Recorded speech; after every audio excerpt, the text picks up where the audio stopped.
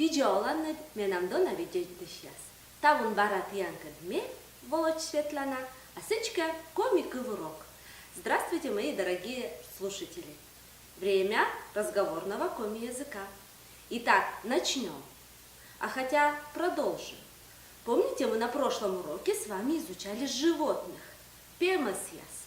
Животные. Пемасьяс. Сегодня мы продолжаем эту тему. И не просто так продолжаем, а интересно и своеобразно. Вот такая интересная штука у нас сегодня в изображении. Вот она. Все думали, что это штука. И, конечно же, мальчик, который нашел его в 1975 году в селе Старожевск Кировского района.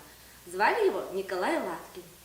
Но, попав в руки ученых, они поняли, что это не просто интересная штука, а древнепромысловый коми-календарь. Посмотрите, изображение на этом календаре не просто коми-орнамент какой-то, а изображение промысловых животных. Они обозначали животных, период времени и интересные факты, связанные именно с этим промысловым животным. Сегодня мы познакомимся не только с названиями этих 9 промысловых животных, но и с периодами и интересными фактами. Очень интересно, что время исчисления в этом календаре шло не с Нового года, а с 21 марта, то есть с весеннего солнцестояния. И время исчисления изображалось маленькими насечками. Итак, поехали, знакомимся с животными пемасьяс и с древнепромысловым коми-календарем. Первое животное, которое было с 22 марта по 27 апреля, это ож.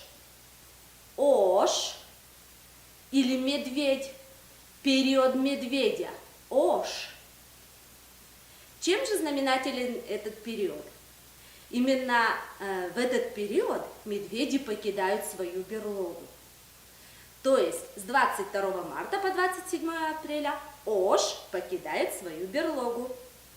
Второе животное, период которого был с 28 апреля по 2 июня, это кыр. Кыр. Олень. Кыр. В это время происходит отел. Третье животное – горностай. Горностай. Щёдбаш. Горностай. 3 июля по 4 августа. 3 июня по 4 августа период горностая или щёдбаш. Именно в этот период у этих животных активизируется хищническая деятельность, и они начинают похищать все с лесных избушек. Горностай, щёдбаш. Четвертое животное – росомаха, сан. Росомаха, сан. Сан, росомаха. Этот период с 5 июля по 9 августа. Именно в этот период начинается кочевая жизнь самки росомахи и ее детеныша – сан. Следующий период – лось, йыра, лось. С 10 августа по 4 октября. Йыра, йыра, лось. Начинается гон диких копытных. Следующий период – период выдры. Вурд, выдра, вурд. Этот период длился с 5 октября по 19 декабря. Именно тогда охотники начинают промышлять на пушных животных, то есть с промысловых зверей переходит на пушных. Следующий период – период лисицы, руч. Руч, лисица, руч с 20 декабря по 24 января. В это время самый густой мех у лисиц. Руч, лиса. Следующий 8-й период – период белки. Ур, белка.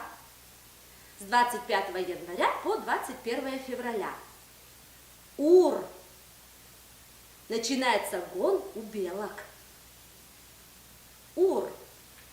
И последний 9-й период – это период куницы. Тулан. Тулан, куница. Тулан. С 22 февраля по 21 марта. В этот период пик активности этого пушного зверька. Тулан, куница. Итак, дорогие друзья, сегодня мы познакомились с лесными зверями, с их названиями и древнепромысловым коми-календарем. Мы молодцы! Молодец! Аддишлитеч!